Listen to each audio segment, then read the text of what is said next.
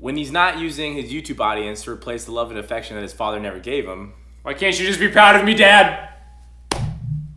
he's answering your questions on YouTube. He's building an empire, Mr. Daniel. Thanks for the video. Taj Mahal is a blues beast. What do you think of them Crooked Vultures? And also, what are your thoughts on supergroups in general? Are they amazing, or are they less than the sum of their parts? It's a really good question. You know, we're the perfect two people to be answering a question like this. Because this is a conversation we've already had a million times. Many times. Let's start off with them Crooked Vultures. Okay. If you don't know them Crooked Vultures, the supergroup, in my opinion, Josh Homme from Queens of Stone Age, Dave Grohl on drums from Nirvana and the Foo Fighters, and who on bass? One of my favorite bass players of all time, John Paul Jones of Led Zeppelin. The man. I remember just hearing about the formation of this supergroup. Yeah. I was like, this has got to be a joke. It's got to be a practical joke. I remember hearing about it, and my first thing was actually was excitement, but that excitement was like really quickly replaced with like fear for his exact message.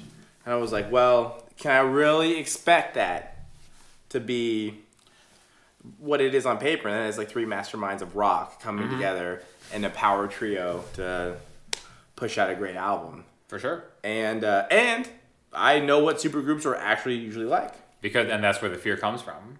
Is that usually that is the case? Usually like truly not good. The thing about I think the thing about a band is everybody establishing and knowing their role and getting better at it through their discography or just touring together, knowing each other, everything like that.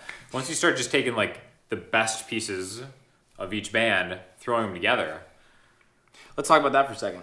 Because most supergroups, that's not the case. They don't each know their role. But think about what them Crooked Vultures is really like what it's really built of. So you actually have, let's start with Dave. You have a drummer who's already used to playing rock in a trio. Yeah. With Homme. Right. Yeah. True. Yeah, very well. And of course, I was referring to Nirvana, but he's already used to being a rock drummer in a trio, right? Sure. He knows his role. He's been there before. Yeah. John Paul Jones, in my opinion, the most talented out of the group, who's already used to being overshadowed by two musicians who may not actually be better than him, but certainly get the praise to be definitely get the praise of being better than him. Okay. So it's super simple for him to find his role. I mean, I'm not going to take that bait, but he's the guy that you can drop into any group. And he can do whatever you want him to do. And he will make it better. The ultimate utility man. As far as Josh, he's already used to being like the lead voice and lead guitar in honestly probably one of the better rock bands. Better rock bands. Ever. Yeah, absolutely, yeah. Certainly out. And still having the 2-to-1 thing just to keep the synthesizers away from John Paul Jones. I'm sure that was like an important decision that was made for them Crooked Vultures.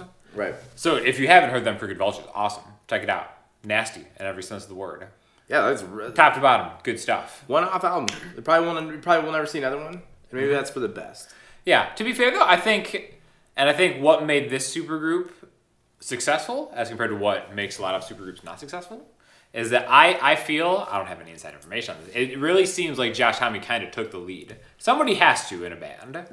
And we've talked about that before too, where it has, I think when it's something like that, when there's so many egos and so much talent involved, there has to just be one voice everyone's looking to follow. And especially, even bands that are established that have a lot of ego in them, by the time they become successful, the workflow has been established in how things work. Right.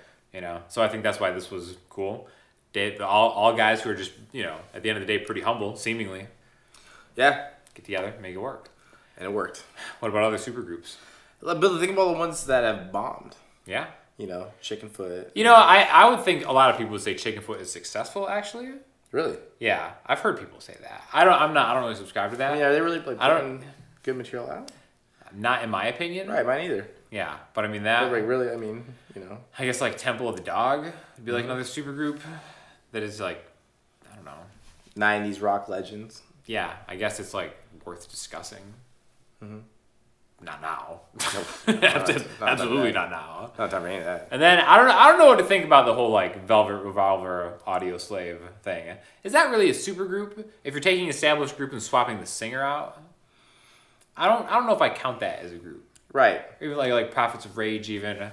It's that's just the same band with a different... The reason why Prophets of Rage is a little bit differently, because it actually is a merging of people from so many different genres. So when they kind of came together, they kind of did a new thing. Whereas Audio Slave was like kind of the exact same thing, with just replacing a singer. Yeah. But that singer didn't necessarily bring like a different genre along with them. Right. But there's a couple ones. There's a couple supergroups that actually do work really well. Would you consider Atoms for Peace a supergroup? I would consider Atoms for Peace a supergroup. That is, for those who haven't listened to it, it's really good. It's Tom York's side project. And to my understanding, it is Tom. Yep. Flea, who, this isn't his first supergroup, by the way. I do want to give an honorable mention to another one of his supergroups. Go ahead. I don't even remember hearing about this ever, but... Yeah. Rocket Juice on the Moon. It's Tony Allen on drums, Flea on bass, Erykah Badu on vocals. That's crazy. And it's out there, man. It's like Flea on a filter. It is out there. But it has moments. It has its moments. But yeah, Atoms for Peace, Nigel Godrich, Joy Whitacre, who I've brought up many times on the show now, and Flea and Tom York. They do that. That's actually really good. I never really got into Atoms for Peace so much. I'll be honest, and this is like, I mean, it's all love. Like, Flea's the worst part of that project. Wow. You're a Flea enthusiast. Right, no, I love Flea to death, but like, it just doesn't really fit. I feel like, I think that's a problem with the supergroup. Is that like you'll have guys thinking they're brought in to do one thing, right? And it's not like what's best for the song. It's like they're just gonna do what's best for what they do. And I almost said that like I think that band would have been best served with like a Colin Greenwood type. Sure. But the reason why that's a bad argument is that every band would benefit with a Colin Greenwood. Like, what band wouldn't be better if their bass player was Colin Greenwood? I can't. Yeah. Right? Maybe Primus. Yeah. Yeah. Okay. Other than bands where like the bass player is the thing, like a Rush. Yeah. I don't know. All right. Well, somebody also asked a similar question. What do you think of Crosby, Stills, Nash and Young? I mean, that's kind of like one of the OG supergroups. Yeah, but like at 2017, us looking back at them, they weren't somewhere. Young certainly was, but not everyone was as far along their career as we see it now in 2017. Okay, when they were out putting music. Yeah. Now, what's really important about that is, like, not only was I not born, you know, my mother was a child, I think. So it's so far, like, my context of that isn't. I know their music, sure, as a matter of fact, but as far as like where they were individually at their career, I don't know if that was truly a super group at that time. Maybe it was.